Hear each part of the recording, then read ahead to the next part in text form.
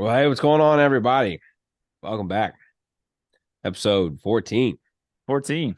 the Unmasked podcast. Is this going to be like a bi-weekly thing now? No, but that's the way it seems right now. But again, I take full responsibility because of my life choices. That's okay. No, man, just trying to get in the swing of things, my new job, and we had a lot of crazy stuff happen in my personal life last week, and at work we had joint commission came for a survey, week-long survey. If you're in the medical field, if you've ever worked in a hospital, you know joint commission is like the worst profanities you could say. And but we're through that. Everything's good. I had a fairly normal work day today, so no There we long. go. All last week was like 8 a.m. to like 7 or 7:30 p.m. So um but there's done. The review's done. We got some plans of corrections to make, nothing major, just kind of basic stuff. So we're good to go. Good, man. So hopefully we can get onto this kind of like podcasting on Monday nights, Yeah. and it's fresh, it's relevant to release on Tuesday, and All right. it's great. We'll be good. No, I'm not worried We'll about be it. good. We'll I be will. good. So What's cool though is I got to say, every time, like I've had, I might have even said this last time too, but I've had a few people, and by a few, I literally mean like a few. two. Yeah, a few. It's only been a few that have said like, "Man, missed a podcast this week." So Yeah. Yeah. at least two people care. That's awesome. I mean, two people's better than one person, and one person's better than no people. That's right, man. So I'm glad that we've become part of two people's weekly routine. So hopefully it's adding some value to their life, whether it be some good life lessons. That's right. I'm sure some humor, and or just like, what is wrong with these guys? Yeah, that's right. Hang on one second, dude. Yeah. Sure. Hello. Somebody's about to get him at the church. Somebody's gonna get me. I think it's a. Come on in. Do we have a special guest? We might have a special guest. I'm here for a special guest. I can't tell. Hang on. Let me see. Like, this kind of feels like it's scripted. Like, oh, we're going to have a guest. So, hey, everybody. It's the Unmasked podcast with Andy Driscoll. So great to see you all. Episode 14. With me is an empty chair. Come here. Hi. He's trying to get somebody in. I don't know who it is. Come here. I mean, when we say we are here, I'm here. You want to say hi? Come here. I'm recording a podcast. Are you really? Yeah. Who we got? Here, Renee Lynn. Hello. This is Liz. Hello. Walker. And oh. Yeah. Come here. Can you say hi? She's out of here. She is out of here. What are you doing? Come here, sweetie. No. You want to say hi? No. God, it's weird. Are you? All right. You all having your youth thing tonight? Yeah. Cool. Yeah. I'll come down there in a bit. Oh, okay. All right. Oh, this is Andy. My bad. Hello. Hey. Nice to meet you, Andy. How are you? All right. See ya. There we go. Look at that. That was 3 guests, man. 3 in 1. This episode is brought to you by Body Armor. Bye. You like that?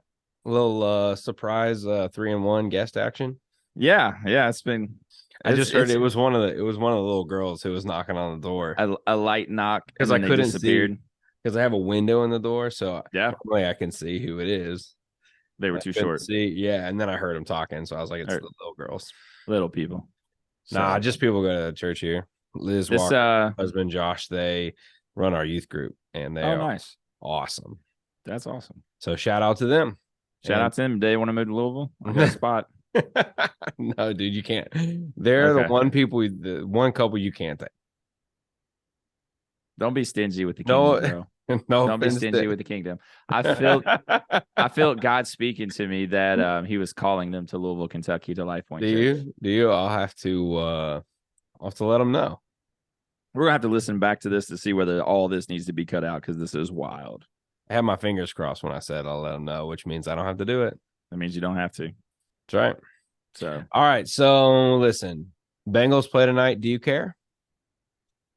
So my exact quote to my wife about 15 minutes before we got onto this podcast was, I'm headed to the church, going to record this podcast in time for me to come home and watch the Bengals, and hopefully they do not ruin my life. So that has I have zero expectations. Little care. Actually, that's false. I have a lot of care, but I'm trying to convince myself that I don't care because after last week losing the Steelers, it just doesn't seem like it's going to happen. Right. So I agree. I agree. I feel like everybody was trying to be optimistic, calling Browning JB, 6? Is that his number? Yeah. And I think I referred to him last time as JB 2.0. Oh, that's right. You did. Yeah, I did. I don't know that I have. I think I kind of rather see AJ McCarron. You think? I don't know. I'd give him a shot. Why not? I mean, I like AJ, but he didn't. I don't feel like he did it. He didn't do it. He didn't do a terrible job Sunday. No, or last Sunday. And AJ has more, recent, consistent playing experience. Yeah, but wasn't he playing over in the XFL? Right. Last season or whenever the XFL season was. Yeah, but that's more game time than Browning's got. I mean, I guess so. I mean, yeah, I don't know, man. I think so. The big conversation within the Bengals message boards and everything has been Zach Taylor's play calling. Right. That's true. I've seen that too. And don't get me wrong, I am not a Zach Taylor hater. I love Zach Taylor. I think he's built something special. I think he's a player's coach. I think he's got that locker room has been dialed in the last couple of seasons, which is phenomenal. It might be time for him to pass off the play calling. Would that just go to what, the offensive coordinator? Yeah, and if the offensive coordinator is not the one to do that, then we got to get a new offensive coordinator. Yeah. Or figure something out. I mean, I think Zach has the chops to. He just needs to switch it up, man. Like when Burrow's in and healthy, that offense is a machine. Right. I mean, no one can doubt that. No one can say that that's not true. Right. But anytime there's a wrinkle, Zach Taylor doesn't know how to call a game. Yep. Like, we got to run that ball. Yeah. Mixon is a beast. And he's proving it this year. He's worse though. I mean, he is. Turn him loose. When I say turn him loose, that doesn't mean little pitches around the end every single time. I feel like we get 3rd and 3 and we just pitch it around the end. I'm like, let that dude do what he does. He squares up them shoulder pads and he runs people over. Right. But what do I know? I played high school football. And here I am trying to give Zach Taylor pointers. That's what's wrong. I think that's what's wrong with America. Now that's a good point. We could talk about that for a while. Right. What do they call that? There's a phrase for that. What is that? Armchair coaching or whatever, or something like that. I don't know. Yeah. Zach Taylor, you're a dog. I appreciate you. I know you're one of the two that was missing the podcast the past couple, last week. So he was one of them. Shout out to Zach Taylor. Yeah, he's one of the guys that texted me. I don't know, man. It's just disappointing.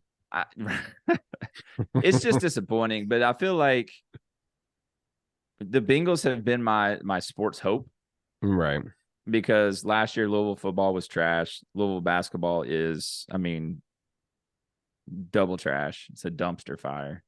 And the Red Sox have been trash. So the Bengals have been like, just get to NFL season. If I could just get to the NFL season. Now Louisville football, phenomenal this year. Yeah, it did great. But then we crapped the bed the last 2 weeks. Yeah. When it mattered the most. When we lost against our rival Kentucky, who we should have rolled over. Yeah. And I had to sit in a truck listening to the game, driving back from Florida with a UK fan sitting beside me. And that was intense. And And then Louisville lost in the ACC championship to the third string quarterback of Florida State the other night. Like I don't know.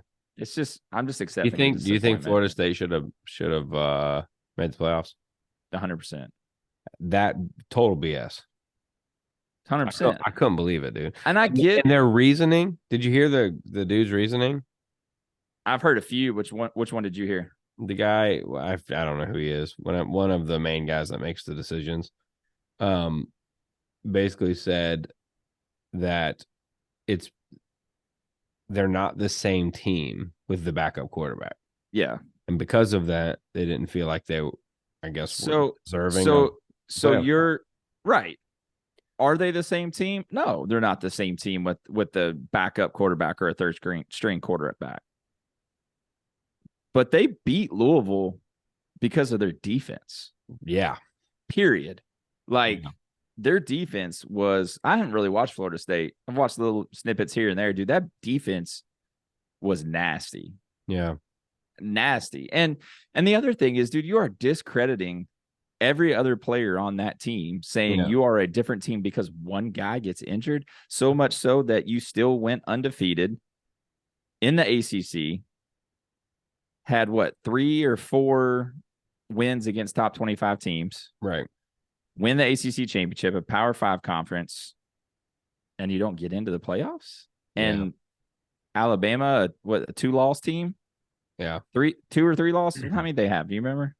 I don't know. 3. They had a couple. Yeah, they did. 3, they at least had 2. I can't remember. It's 2 or 3. I mean, yeah, it's disappointing. Yeah. I mean, I would rather, anyways. I mean, I get Georgia not getting in, which sucks because I think Georgia literally might be the best team. But I get them. You lose in the SEC championship. It's kind of hard to say, right? And Texas looked phenomenal. So yeah, I've not watched much of Washington, but yeah, I don't know. Good, I think it was garbage. And if I was a Florida State fan, I'd be hot. Yeah, but that's all right. But but again, what are they? The Seminoles? Florida State. Yeah, Seminoles? yeah. Next year for the Seminoles. That's right. So, but with Louisville, I was pretty upset, very disappointed. But when I look back at where we were last year, and to have the season that we had with a first year coach, I'm thankful. Yeah, that's how I feel. So FC Cincinnati lost to Columbus last night or 2 nights ago. Saw that. And that was one of the more heartbreaking evenings of my entire life. Yeah. But I don't know. 2 days out now, trying to positively reflect on just how unbelievable this season was. It's the same thing. It's like it's second year coach. Yeah. And a brand new team, and they went through a lot this year, some injuries, some people were out, for various penalties and stuff throughout the season, and it's just crazy. They were the best team going into the by a long shot going into the playoffs. So I mean, it sucks to lose to Columbus at home. And that's brutal. That's brutal, but it is what it is. Or conference. Yeah. Yes. Yeah, we look at us looking at the positives. Isn't that what this is about? Finding the positives through adversity, man. That's right. I'm proud of us. I am too. Proud of us. What's that? It's a peace that surpasses all understanding. You better preach. You better preach. Nah, dude. Man, I saw you took the fam to a Jack Harlow concert last night. Before you give your experience, young Harleasy. Yeah, before you give your experience, I want you to know that I led our church through a Christmas evening of worship last night, where we sang songs about the birth of our Lord and Savior Jesus Christ. Mm-hmm. So go ahead and tell me about Jack Harlow. Yeah, well, Jack Harlow during the show said, I know it's the Lord's Day, but anybody in Lexington want to go party tonight? So that was probably the closest to that there was. So he acknowledged that it was the Lord's Day. So for most, God. teenage Christians that are reaching for a reason to say I can listen to somebody, they'd be like, "See, he's a Christian." He's a great. That's right, dude. Those people Um, exist. yeah, man. It was great, man. Like, Yeah. I mean, he put on an amazing show. I honestly, it was better than I'd expected. Was it better than that halftime performance he Oh my put on gosh, a few we weeks do ago? need to talk about that, man. How tragic was that? Oh, dude. I don't know, man. Tragic. Dude, Dolly Parton, though. I mean, you can't like Here, everybody's trying to compare the two, and you just can't. well, here's the problem: is I feel bad for Jack Harlow because that wasn't his stage design. No. He had no It say in had that nothing at to do with all. his team. They're like, you want to perform, in Detroit, where he has some connections and things like that. At halftime on Thanksgiving, bet.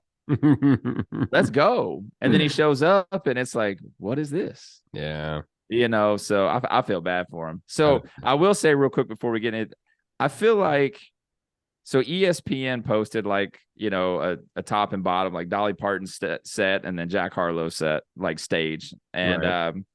And was talking about it. Dude, I feel like I had the best comment in the entire thread for that. And nobody liked it. What did you say? So, okay, you have to have some content. Did you watch the documentary on Firefest? Yes.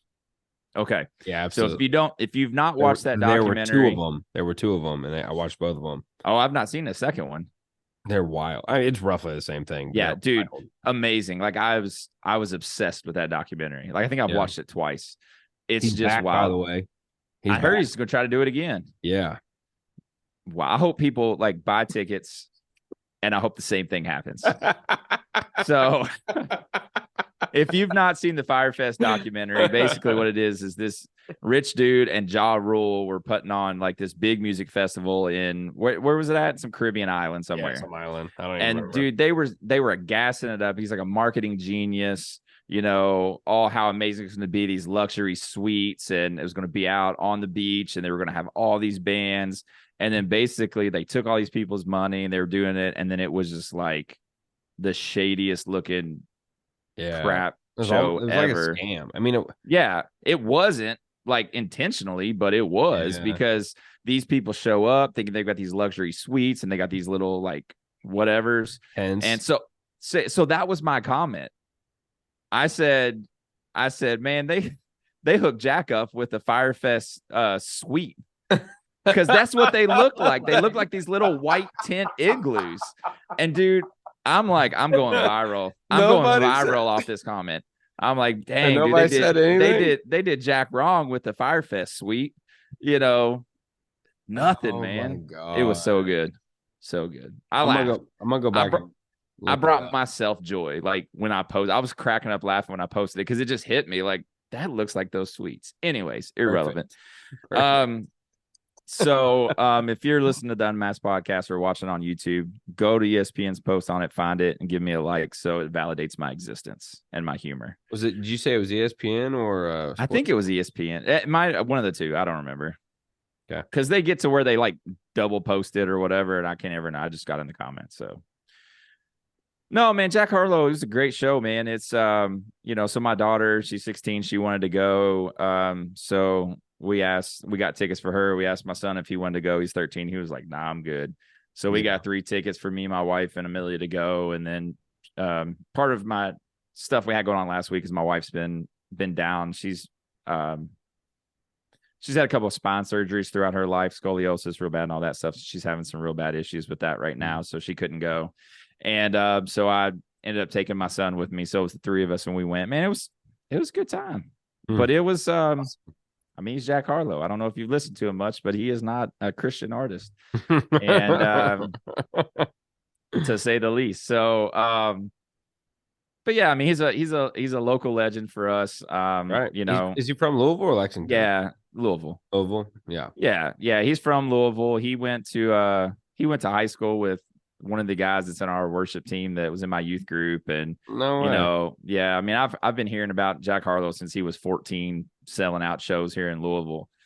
So he's been big here for a long time, but then he did the song What's Poppin' and it blew up. So So yeah, so we went. It was crazy. It was fun, man. He put on a good show, and you know, it was interesting. So while you were leading a worship night, I was at the Jack Harlow concert, probably borderline getting a contact high from everybody around us smoking weed. And so So can I go but ahead? I wasn't the worst parent there, because in the row in front of us were three like 9-year-olds rapping every song, and their moms behind them videoing them like, oh, this is so great. Oh my gosh. So So at least I'm better than them. so from the judgmental Christian community, can I ask you an obvious question? Ask it.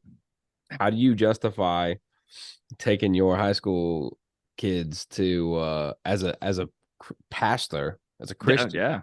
let alone a pastor, Yeah. to a secular rap concert? Well, let me fact check you real quick. One high schooler, one middle schooler.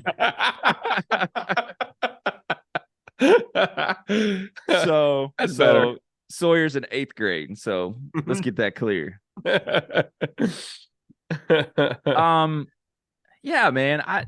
I'm just of the, I don't know, man. Maybe I'm a different breed. Maybe I'm wrong. I'm okay with saying that too, if I am. I just I look at things very differently than I think some people do. And I think we've talked some about this with like movies and things like that.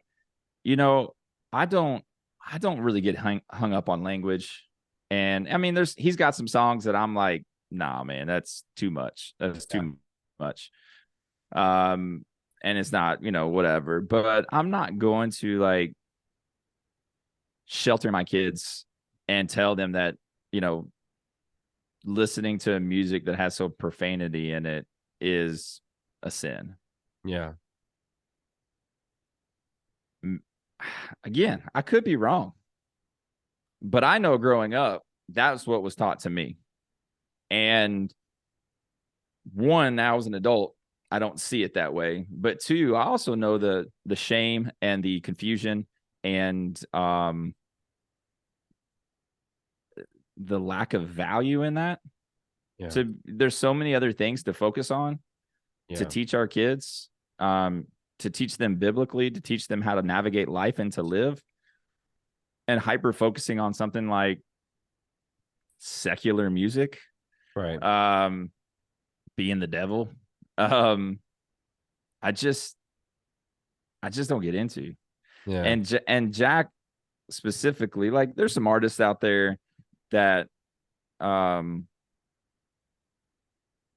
are so vulgar, Right. and like, that I'm like, yeah, nah, let's not go that direction, because it's just highly sexualized and vulgar. I think there's a difference in being vulgar and rapping and dropping an F-bomb even, or something, just as a part of your song. Like, yeah, I think it really comes down to that for me. And again, Jack's got some of those songs, man. Like I told you before we went on, there was, one thing he was singing and saying, and actually I think that he played that song right after he said it's the Lord's Day, but he wanted to go party.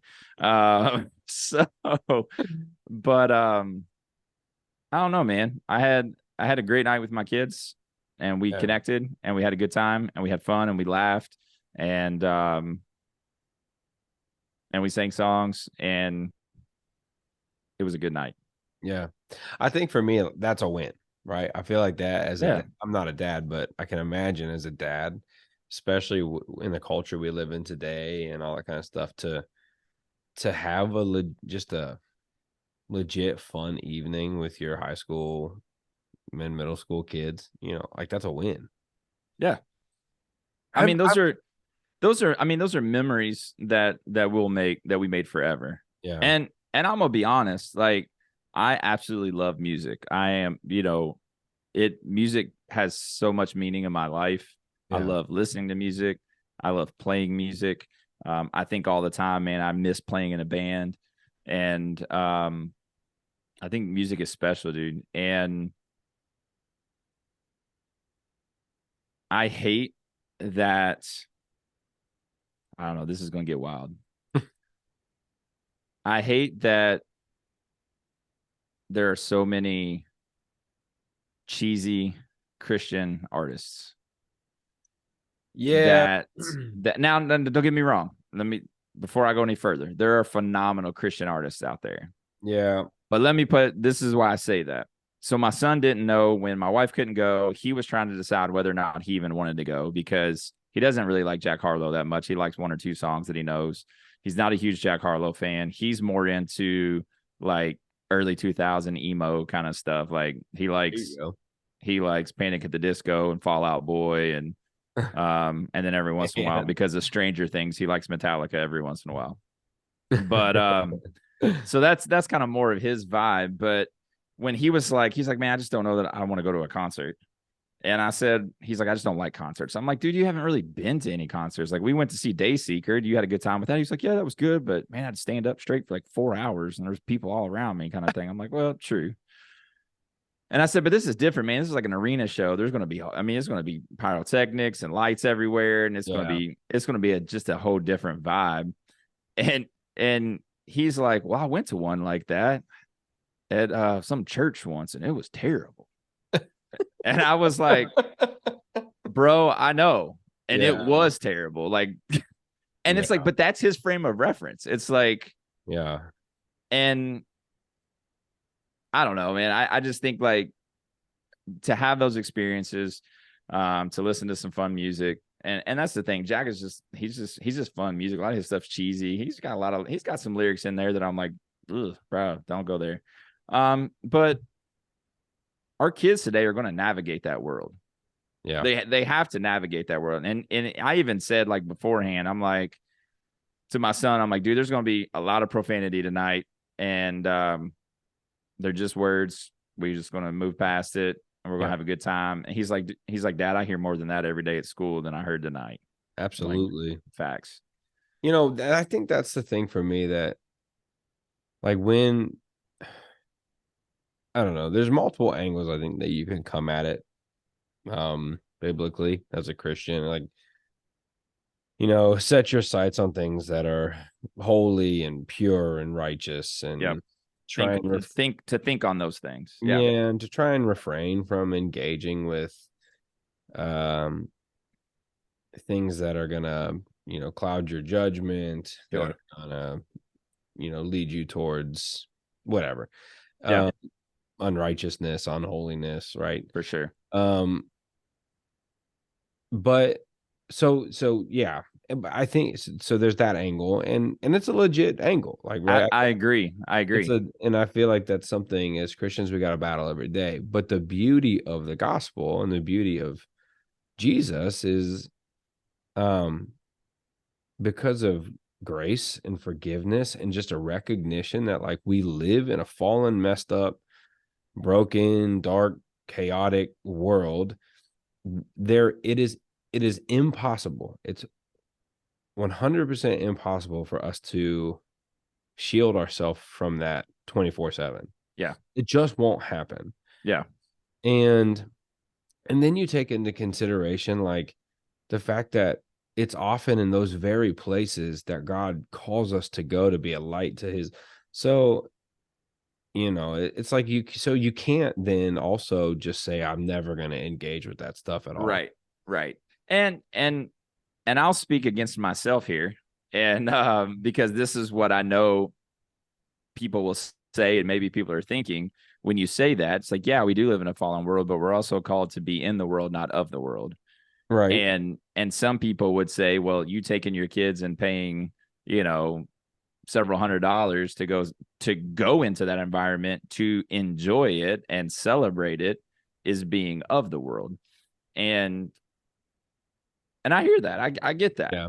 But I think circling back around to, I think the reason when we read scripture of, and I can't think of the reference of it. You just mentioned it, you know, think on things that are pure and holy, just, righteous. Yes, I agree. I 100% believe that. And I think that's where we have to know ourselves and know our areas where we're weak, know the areas where we're vulnerable. Right. And, I think we talked about this in one of the Halloween episodes or time we were talking about scary movies and things like that. Yeah, exactly. I think this is similar. Yeah. I mean, I think if I listen to Jack Harlow or somebody like that, or J. Cole or, some on the way home, and then it makes me start thinking about the lyrics and, Right. or, some hardcore like gangster rap or something. I'm like, dude, maybe I need to start selling drugs, or maybe I used to sell drugs. I used to be in the streets, and I'm like starting fantasizing about being in that street life. And it starts to affect my heart and my spirit and the way I think things. Then I need to avoid those things. Yeah, exactly. If I have, if someone has a, struggles with pornography, and that is a major struggle for them. Hey, guess what? Probably early seasons of Game of Thrones is probably not your jam. Not for you. Yeah. Not for you. So, I mean, I think that's where we have to know where we're vulnerable and where we're weak. And we don't engage in things that will trigger those things and that will lead us down that path and that road. Because I think I told the story about like I was watching Dexter, like binge watching Dexter, and then like, not that I was like, I could be a serial killer, but like just like I found myself like my spirit was like from watching it so much, like back to back to back to back, like it just like I felt like kind of gross. Yeah. And it was like it was affecting my mood, like, and I'm like, you know what? Need to take a break. Yep. Because it's having a negative impact on my life. Right. And I think so I don't know. I think that's the key there is just making sure you're aware of what you're taking in and how it affects you. You know, if if you can listen to, whatever, and it doesn't affect your like your mood, the way you think, doesn't affect, right. Sure, enjoy it for what it is. But I think, and when it comes to my kids, like I know my kids. Now, every parent could say, I know my kids. I can't believe they did that. I'm sure there's things about my kids that I don't know, that things that, struggles or things like that they might have. But my kids I have two great kids, and they have their struggles. They have their areas of weakness, and I know those things. And I would never intentionally take them into a space and expose them to something and join in with them on something like that if I thought that would be detrimental to them. Yeah. And, when they were younger, no, they're not capable to understand and know the difference and, those type of things. And you could say Sawyer being 13, he's probably on there, but I didn't let Amelia listen to stuff like that. And I still have their iPhones locked down in such a way where the music they listen to is all edited pretty much. Like they can listen to the clean versions, and it drives Amelia crazy. But I'm just like, you know what, it's just what it is right now. Yeah. And so it's like, listen, she listening to Jack Harlow, that's more like an edited version all the time. And then, hey, I want to go to a concert. I'm like, well, no, because that one gap where it blocks out where he says the F-bomb, where that's what it is, and you're probably hearing it in your head. We're not going to go because he's actually going to say it. I'm like, it's just a freaking word. Well, and I think that's the other side of this too, is like, I think we as a culture need to do a better job of explaining the difference between what we have deemed curse words and the act of cursing. Yes. Because I think that's like the F, what we consider the F word, the S word, the B word, those aren't in scripture. It doesn't say, do not say these words. What? It doesn't, dude. Does that blow your mind? They're not in there? No, they're not. Isn't that crazy? Ass is, but it's talking about a donkey. So I'm pretty sure there is one. Well, maybe there is. Dude. It's not translated into it, but it was. Any of the theologians or linguistic scholars out there can correct me, but I'm pretty sure. What is it? I think Paul said where I count everything as like, well, no, what is it?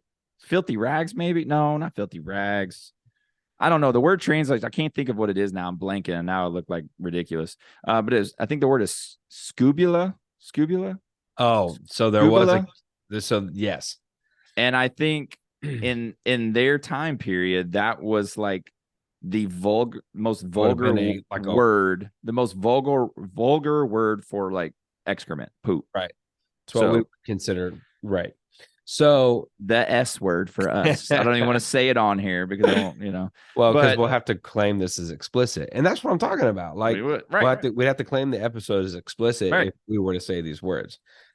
But the thing is, and I'm okay. Here's the deal, though. Like, I'm okay with like, sure, culture for whatever reason, whenever in history these words were deemed curse words or explicit words, to refrain. My dad used to say he always felt like it was just lazy speech, like lazy language. Yeah, sure. To use explicit words in a phrase when you could have just taken 2 extra words and explained maybe even better or clearer what you were trying to say.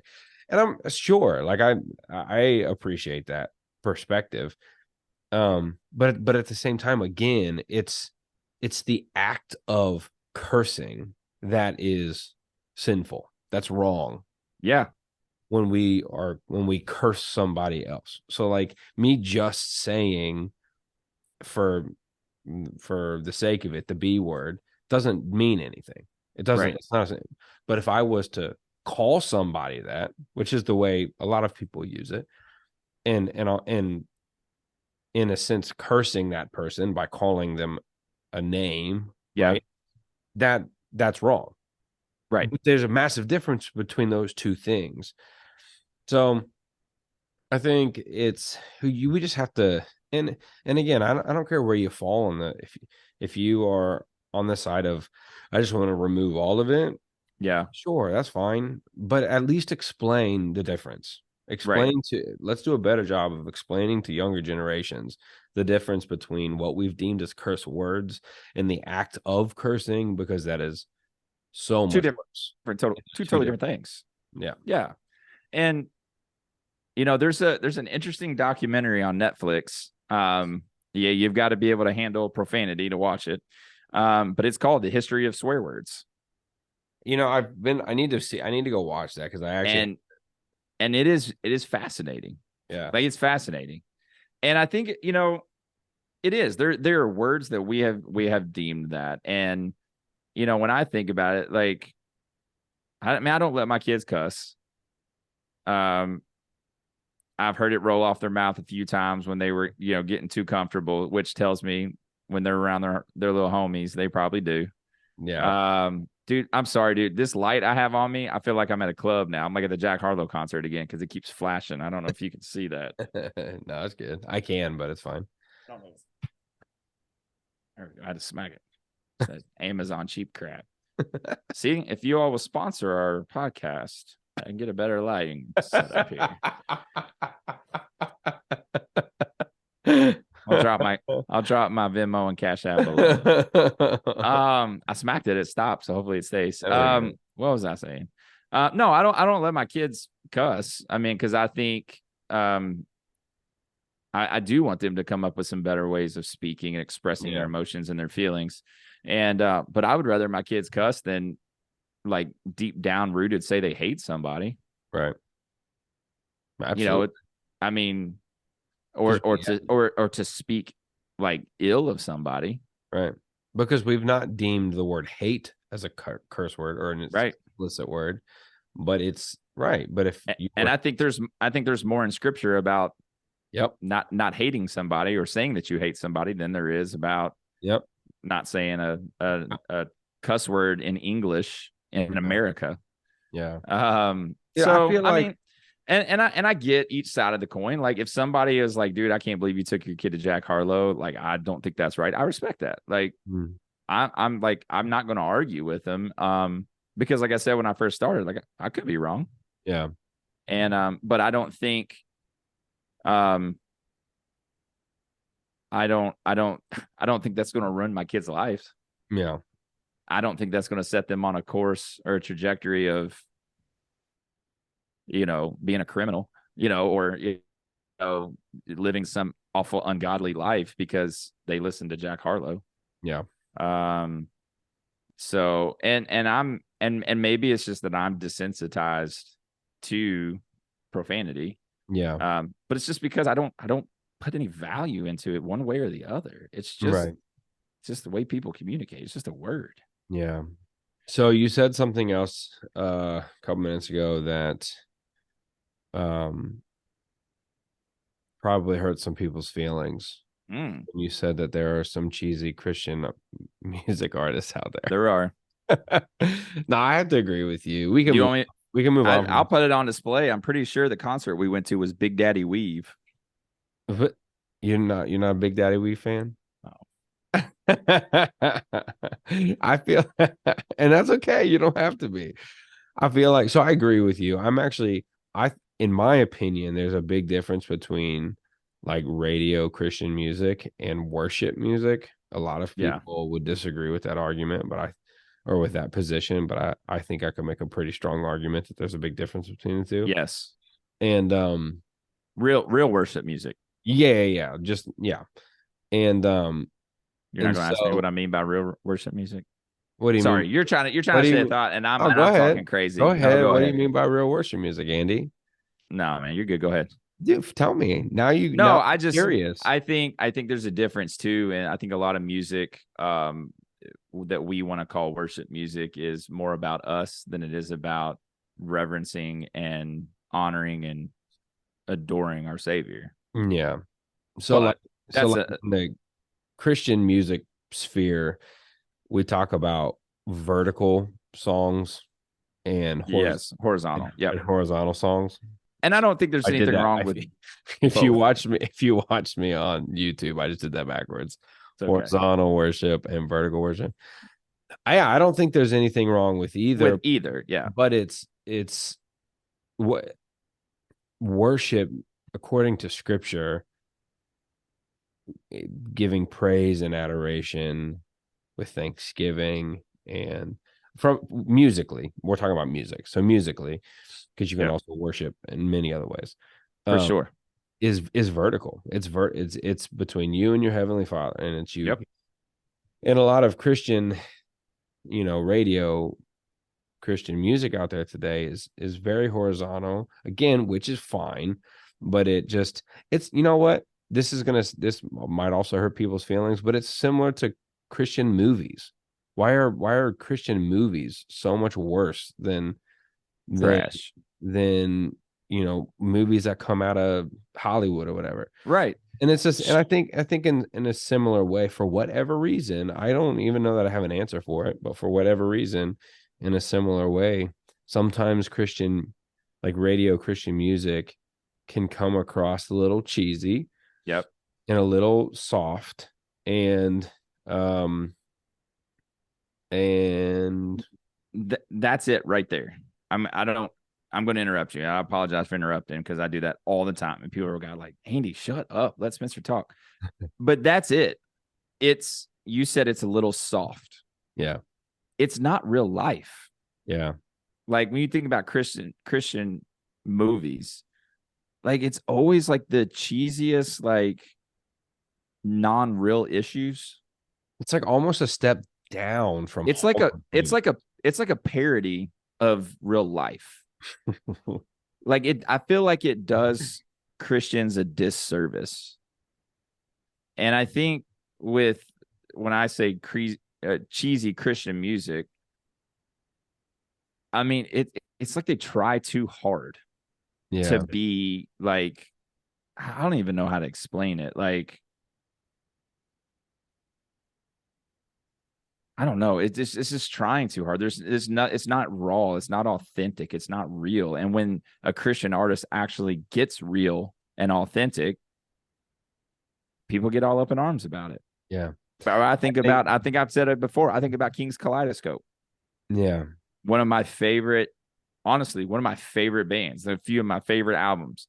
Dude, if I need to, if I'm stressed and I'm in a funk or whatever, dude, I can put on one of their albums. I forget which one it is, but dude, it centers me, man. It's so good, but it's so good musically.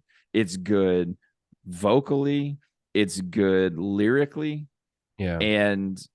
But yet they got canceled off Christian festivals because one of their songs, he does say the F-bomb in it. Yeah. And it's called the prayer. And it's a prayer that he is praying. And he uses the F word. Real and authentic. Yeah. But in the interview, he said, that's how I felt. Dude lost a kid. Yeah. And in that deep hurt and that prayer, he was praying a real, authentic, from the heart, raw prayer. Yep. And he pinned it in a song.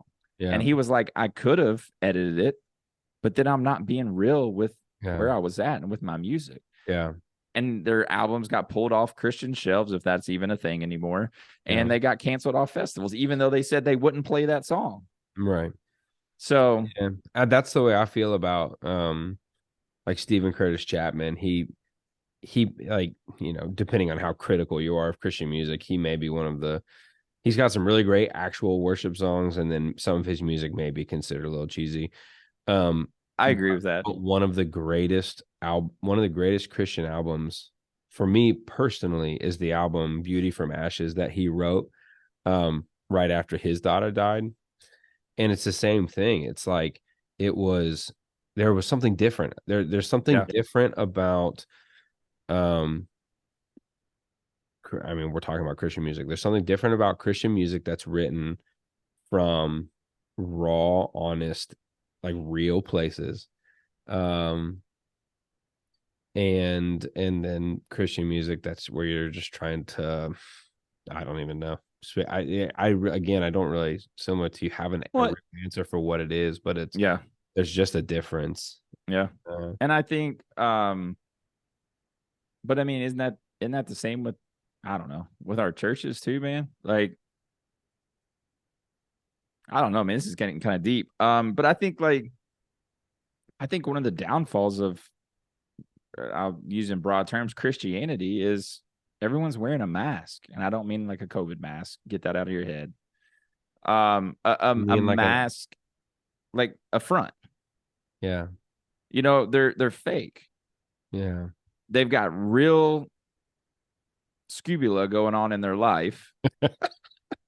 and they get up on a Sunday morning, they get ready, probably have an argument or two on the way to church. Kids are acting crazy.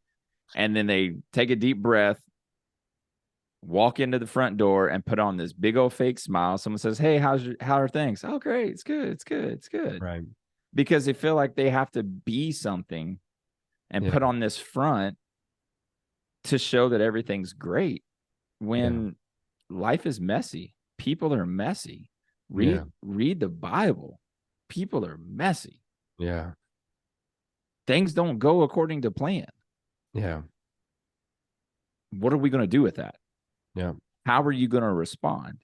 And you're never going to get anywhere and move forward and grow in your relationship with Jesus until you can be honest about where you're at. Yeah. And I don't think you can have real honest, authentic community until you're honest and authentic. Yep. And I've been to churches where that's the case, and it's messy and it's uncomfortable because people are so real. But that's beautiful. And that's where the places that I want to be. And then I've been in churches where you walk in there and you're like, dude, these people are like AI. Yeah. This is not real. Yep. So, man, I think you're totally right. Sorry. Soapbox. No, man, you're good. I feel like you got a lot of soapboxes, dude. I do, man. I got a lot of opinions. No, I think you're totally right. I mean, but also too, what's sad is, you know, there are a lot of Christians, I think, that forget that may have a genuine belief in God, maybe may have a genuine belief in Jesus and have accepted his gift, but I don't think we have a real understanding of what Jesus did for us until we recognize how messed up and broken our lives really are. Yeah. Because once we hit that place of rock bottom, whatever that, and that looks like, that's different for everybody. Sure. And everybody will experience it at some point in some form or fashion. And if you haven't yet, you're lying to yourself, or it just hasn't happened yet. Or it's coming. Yeah, because it's And it might not be, what you see as rock bottom for other people. Yeah. It might look something very Yeah. different for It you. doesn't mean that you're going to be homeless and strung out on No, heroin. no, Like, it's not what that. No, it's not what it means. But whatever, it's the moment that you come to the realization that you need help, that yep. that you physically, mentally, emotionally cannot figure it out on your own, Mm-hmm. and that's when Jesus is like, "Here you go. Like this is what I did it for. I did it. Yeah. I did it for you." In this, And maybe that's the actual connection, taking this full circle to Christian music. When someone has experienced that, right? That their greatest fear, the worst case scenario happens. And they articulate that in a song. And then they connect the dots to, but God has me.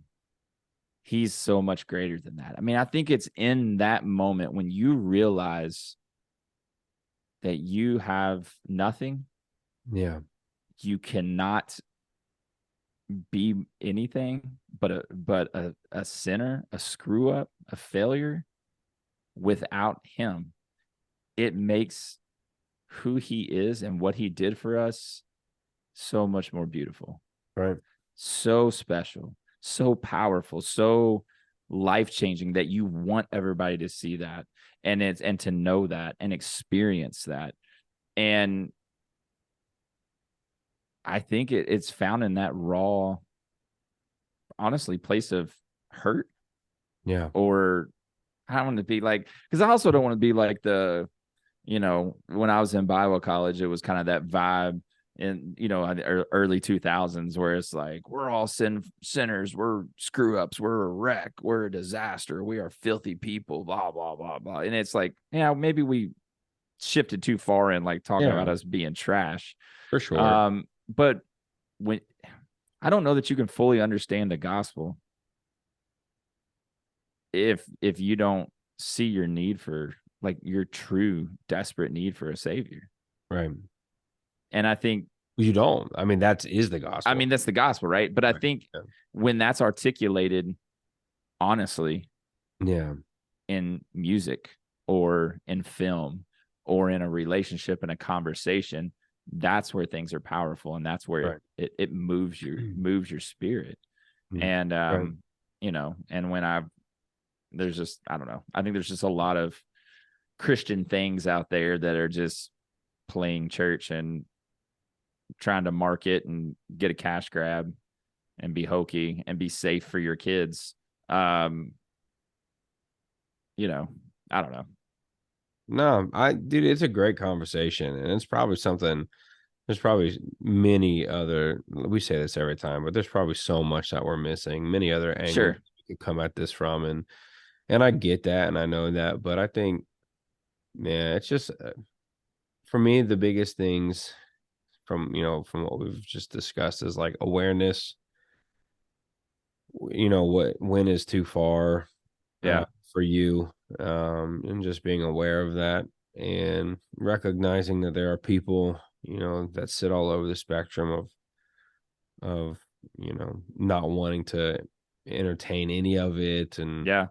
and people that fully engage in all of it and still claim to be a believer, and you're like, well, I don't, maybe, but we at least need to try and Right. work towards awareness. Right. um and yeah, I don't know, there's just so much to all of this. So Well, and I think too, like, I don't know, I'm not trying to get into a whole nother we can talk about this another day because I think it would be a good conversation on the episode too. But how many Christians are out there too, like, gatekeeping? so yeah, And I think, again, it could be a conversation for another day, but just made me think, like, while you were talking about that, I'm like, man, if Jack Harlow came out and said, you know what, I gave my life to Jesus, dude. and but still played his music and then wrote new music, but still played his old stuff, people would have a fit. Absolutely. And then they would say, well, he's not really a Christian, or he's not really this, he's not really that. And it made me think about I don't know if you've been following all the stuff with Kat Von D, or if you even know Yep. who Kat Von D I was is. literally just about to bring it up. Yep. Yeah, I but didn't really just know. What's sad is I didn't really know who she was until I okay. saw all of the backlash. So me being, big into tattoos for so long, I watched her show back when it was like LA Ink or whatever. And, Yep. when I was younger, of course, I'm like, dude, she's pretty hot. But she Get that. she moved to Indiana, bought this old house, kind of just off the grid. She actually is not too far from Louisville. And, and then all of a sudden on Instagram and, social media, she's in church and she's just exploring a relationship with Jesus. And then she gets baptized and she posts it on her feed and she's singing in the choir. And then she came out and said that she was just disappointed and surprised that the people in her life or her followers that aren't believers are happy for her, but it's the Christians that are coming after her. And it infuriates me. Yep. It's unbelievable. It's like when we see God at work, we see him move, and we see him change a life, we want to doubt it because of something superficial, like your husband either what she isn't a looks believer, like, or because you're covered in tattoos, or you're wearing a black dress and you got, or you just released a song and that, is called, I think it's like Vampire or something like that. Like, really? Yep. I don't know. Messed up, dude. Yeah, I but know. anyways, so that's another. That's a great. Let's put a pin in that one. Yeah, let's do that. So, yeah. To conclude, I took my kids to see Jack Harlow. We had a great time. I do not fully approve of everything that transpired at that concert. But there was a lot more good than bad, and we had a blast. And I got a lot of videos on my phone because it was a good concert. And shout out Jack Harlow representing the 502. What's popping? All right. So listen, before we get in the Unmasked podcast, I think we need to lighten the mood a little bit. And we're in December now. Okay. Christmas. I was born on Christmas, and so Yes, Christmas that's right. holds a special place in my heart, right? Your birthday is on Christmas, right? Christmas Day. Yep. Is it on Christmas? Is it every year? It's on Christmas Day every year. Kidding. Isn't that nuts, dude? It's crazy how that works. It's crazy.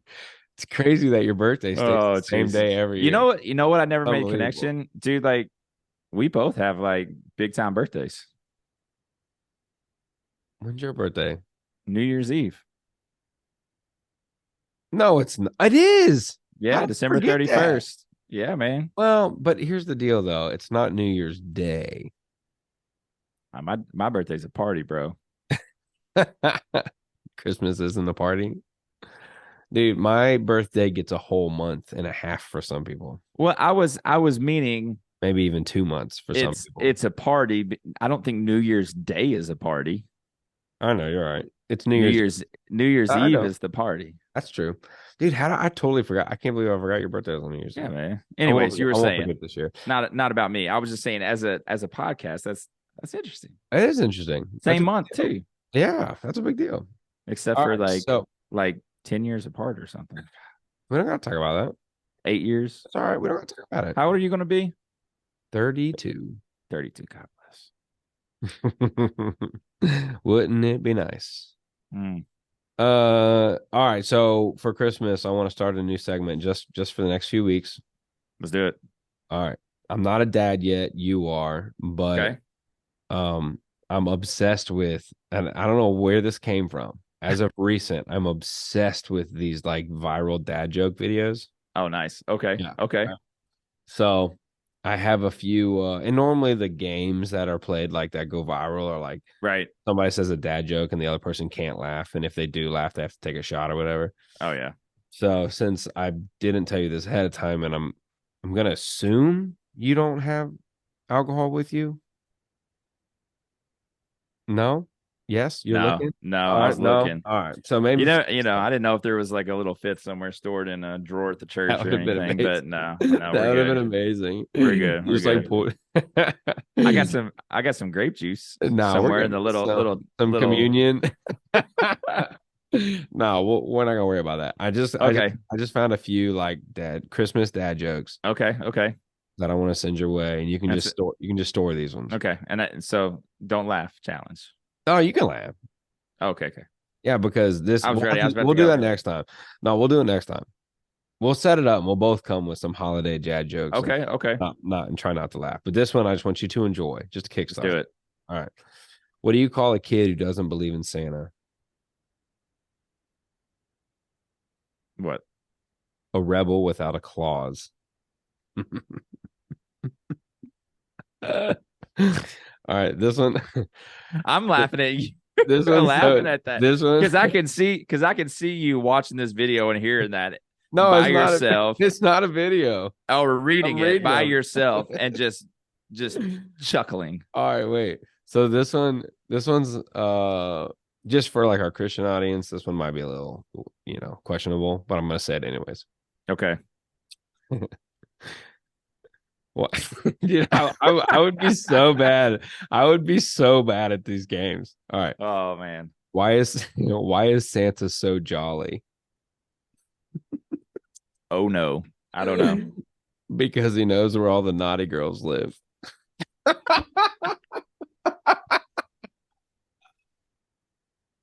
No way. That's terrible, no dude. way. It's terrible. I can't believe it. Okay. This one might hit a little too close to home for you and your new job. Oh. Why is Christmas just like your job? Because you do all the work and the fat guy with the suit gets all the credit. Wait a minute. Am I the fat guy in the suit now? Oh, geez. Let me go. I wear a blazer because I'm a cool boss. All right, let me go. Let me go two more. Okay. And let me see. I bet you can get this one. Try and get this one. Okay. What do you call a broke Santa? Maybe you've probably heard this before. You're gonna kick yourself if you don't get this. I don't know. Saint Nicholas. Oh my gosh. Nice. Nice. All right, and then one more like kind of questionable one. Kind of questionable Kinda one. Depends on how offended you are that I went to and took my kids to a Jack Harlow concert. If you're offended by that, you're going to be offended by this joke. If you're not offended by that, you're probably not going to be offended by this joke. It's funny. Yeah, you're gonna think it's funny. All right. That's how we're going to divide our audience.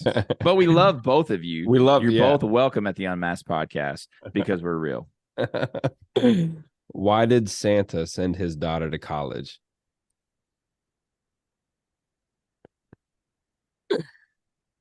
You ready? I'm tapping into my inappropriate brain, but I can't think of it. To keep her off the North Pole. Get out of here. Oh, that's a good one. But dude, there's so many of these. It's unbelievable. These are so good. Good stuff. No, I like those. Maybe we should just read more off that one. Yeah, well, I'll All right, I'll look for some too. All right. For next week. Okay, so you sent me. Wait, what time is it? What time is it? Yeah, what time is it? Well, the time is that we've been going on forever because it's, we're getting our 2 weeks worth in. But we'd be remiss if we didn't hit you with the unmasked reaction of the week. Jingle, jingle. We're not jingle yet. It's the first episode in December. Dude, it's Christmas time, bro. We just talked about this. Okay, Christmas time in the city. All right, so I sent you a video that is, again, we're just offending all the people. So it is in line with our conversation for today.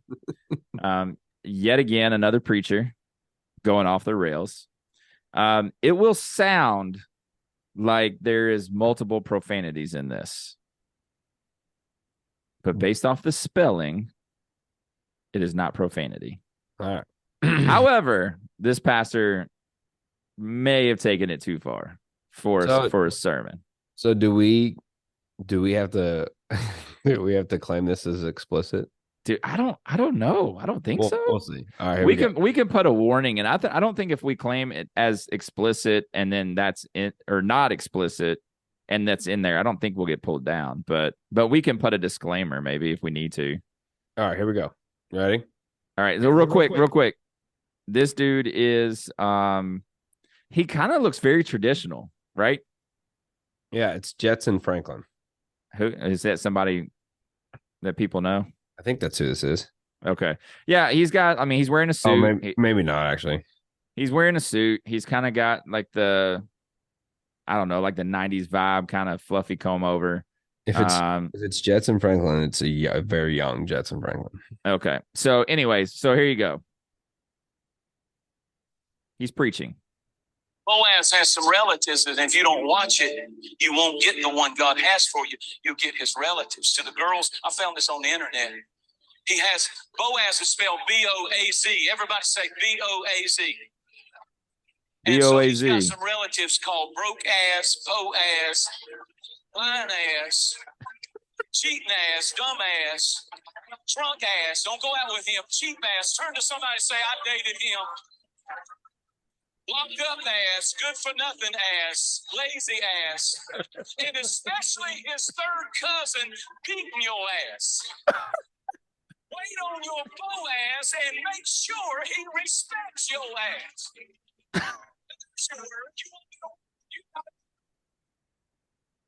We lost it. It's gone. Oh my gosh, dude. I actually I've seen this one. This is not what I was thinking it was going to be. Boaz. Could you hear it? Okay. Yeah. It trailed off at the end a little bit, but Boaz. And then so he said he found all that stuff online. I guess someone kind of wrote that as something funny. He was talking about, I guess, a dating, message of waiting on the right person, all that stuff. So those were all to wait for your Boaz. You got to avoid his cousins or whatever, and listed off all those. Dude. But AZ, right? Yeah. Oh, yeah. AZ. Boaz. Not, yeah. So do you think, I mean, the church was into it. Like, heavy into it. So I think the Zoom filter always takes out all the background, but they were, if you didn't hear it. Bad. No, it's okay. They were clapping and cheering and celebrating and laughing and yeah, man. I feel like I can't, and it didn't look like it was it looked like a pretty diverse, like congregation in ethnicity and age. Like, it wasn't a very specific group of people. I don't know that I could get away with that at my church. Oh no. I mean, I don't know that I could get away. I mean, he's not wrong. I probably could. Yeah, I could see it. I could see it there. I mean, I would have emails and a comment after the service by probably one person. But it doesn't really matter what I do. I'll get it from that person. But I just don't I don't see the value in that. Interesting.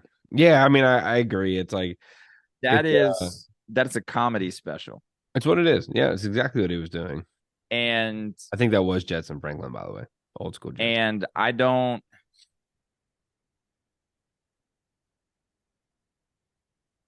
think we should be, I don't know. I think it goes back to the other stuff too. Like, where the one guy was praying over the hose and, or against the hose. And I think when you're doing something for shock value, just because, again, I think it goes back to the authenticity of it. Right. Yep. Yeah. I referenced it earlier, but I think this is another example of my father's principle of lazy language. Yes. I mean, it's funny. Sure. Like if that was in a comedy special by a comedian or whatever, brilliant, genius. Absolutely. Yeah. But and don't get me wrong, like when I write a message, or if there's something, and I might have something funny in there that I say, or a joke or a little thing like that, but not like let me take up all this time to lead it down the road so that I can hit you with the Boaz joke. Yeah. But again, like, I ain't got no beef with the dude, but like I wouldn't do that. And I've probably called people that without the AZ. And so I'm not like shouting him out like as Bo. You've called Huh?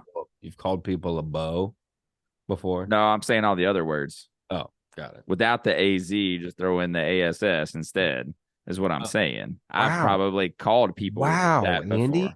I know it's because I went to Jack Wow. Harlow. Golly, Jack man. Harlow made me do it. I'm gonna need to look for a new co-host. Jack This Harlow is made me do it. ridiculous. Yep, I know. Dude, you need to go see the confessional booth tomorrow. What if I got I'll hook you up with what if I got fired because of this Priest Boaz. podcast?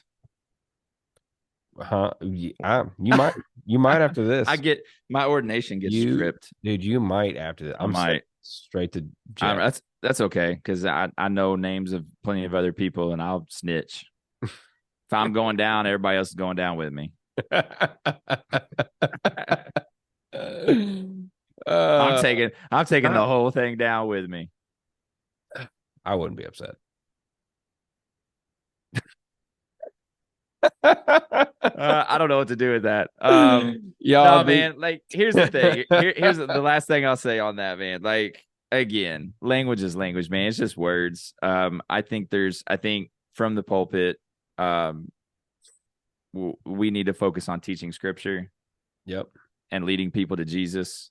And sometimes I think there's room for us to be creative in that. And that's why I don't necessarily have an issue with this dude fully, but I do think that was unnecessary. Yeah. Not because of the words or profanity or whatever, just because I don't know that it adds value to the kingdom. Yeah. And I'll just leave it at that. Well, dude, what a wild episode. I appreciate you and Yoaz. And this has been great. It's been a great episode. Dude, it's been good. Of the Unmasked podcast. Hey, let's see if we have another episode next Tuesday, or if we take another by week. But listen, listen up. It's our goal to get here every week. It is. And if ever we don't have it out on a Tuesday, just blame me. Just be like, Andy's having had a bad week. His Monday is off to a start. Not for bad. No, I'm just kidding. So no, everything's going good. Life's great. Just an adjustment. So we'll get back at it. I think this is a good rhythm, and we'll find it. And but yeah, thank you all for jumping on here with us, listening to us ramble for an hour plus. It's been fun, man. This has been a good one. And Spencer, it's always a pleasure, man. Absolutely, dude. So same here, dude. I look forward to next week. More than not having the podcast out, man. I just miss chopping it up with you. So I know. Same. Love you. All right, we love you guys. Make sure you like and follow and subscribe and do all that good stuff. Drop us a comment. Hey, drop in the comments if you think I'm a terrible parent. I'm okay with that. I'll receive the feedback. Or we could just say thumbs up if you say I'm okay, or thumbs down if you think I need to go repent and CPS needs to be called. So, no, seriously, love you guys. We'll holler at y'all next time. Hey, see y'all. Bye. Peace.